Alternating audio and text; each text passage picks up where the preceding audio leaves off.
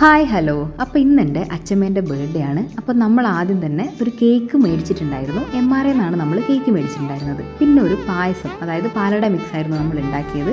അച്ഛമ്മേൻ്റെ മുടിയൊക്കെ ഞാൻ ചീകി കൊടുക്കുന്നുണ്ട്, ആളെ സുന്ദരിയാക്കി വെച്ചിട്ടുണ്ട്.